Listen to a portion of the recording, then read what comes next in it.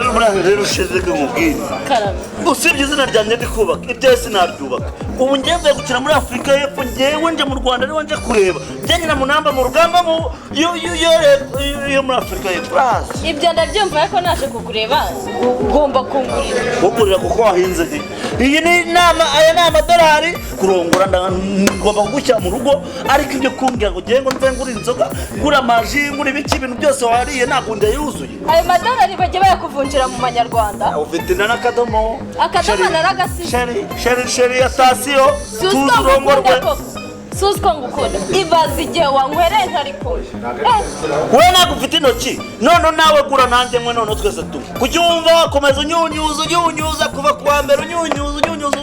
byese nanakeka ko ushyira abandi bagabo rwose bo hanze abahe ngurira wowe ngurira ibindi byose birahita bimera neza iyo ndebye niyo misatsi nkano kurusigaye ushyiramo ibirongo ibintu byose ufashwe n'abadayimoni kindi cyane sheri nyine yazina ngo sheri bose uri bose hano se sheri nyine aribyo yagutumye ndakubaza nyine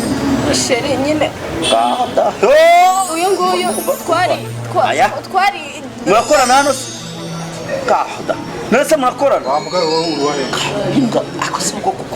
njye nyine njye muri Afurika y'Epfo njyewe aya madolari mfite urabona ndi imbwa Afurika y'Epfo wa mugabo iyi ndani y'abaki wewe peti unakuwa mkoshi kama unataka kupata kumdombo wako uno hilo ni mtumbu kwanza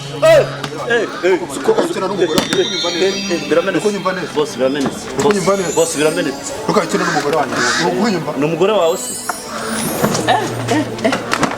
sheri nyine ararimo kunshuka sheri nuhe uri gupanga ibiki jewe nagiye gushaka amafaranga jewe nyina mu ikipe namba mu rugamba muri Afurika y'Epfo umva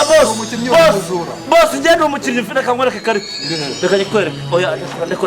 ndekura basi nyikwereke ndekura nyine nyikwereke nyine muri oya we mu Rwanda ntabwo ibi bihaba oya ruganda satusha akuzo boss turapfukizana turapfa kantu kakageni nk'aka kweli kare kapeti mbere kare kapeti ndekura basi ndekura basi Goko muri yirutse ajyaye we Goko nabasenzi bo muri aka kabari umanye ukuntu yirutse ngende ndumva ese nuko baba bameze buriya eka nkubwira wasanga ari nk'inda yimufashe birashoboka rati